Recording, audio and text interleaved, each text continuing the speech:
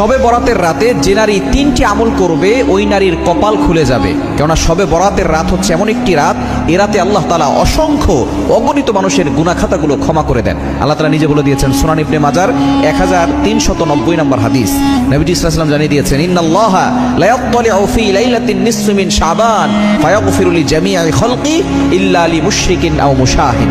এই রাতে আল্লাহ তাআলা সন্ধ্যার পরে মাগরিবের নামাজের পরপরই আল্লাহ পাক রব্বুল আলামিন মানুষের দিকে দৃষ্টিপাত করেন, প্রথম আসমানে চলে আসেন এবং আল্লাহ পাক রব্বুল আলামিন সকলের দিকে দৃষ্টিপাত করে সকলকে সাধারণ ক্ষমার ঘোষণা করে দেন।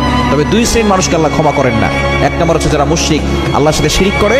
দ্বিতীয় নম্বর যারা মুশাহিন, যারা আল্লাহর সাথে হিংসা করে, মানে কারোর সাথে হিংসা পোষণ করে, এদেরকে আল্লাহ তাআলা ক্ষমা করেন না। এজন্য এই দুইটি কোয়ালিটি থেকে আমাদেরকে দূরে সরে আসতে হবে এবং নারীরা মা বোনরা 3টা কাজ করবে। এক নম্বর হচ্ছে আপনি আপনার প্রয়োজনীয় নামাজগুলো পড়বেন। প্রয়োজনীয় যে জিনিসগুলো আছে, সলাতুল হাজত, আপনি 2 রাকাত নামাজ পড়তে পারেন।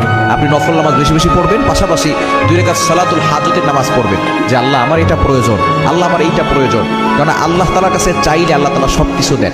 প্রতিদিন কিন্তু আল্লাহ তাআলা শেষ রাতের শেষ অংশে প্রথম আসমানে এসে এই রাতে শবে বরাতের রাতে আল্লাহ তাআলা প্রথম আসমানে এসে সন্ধ্যার পর থেকেই ডাকতে থাকে।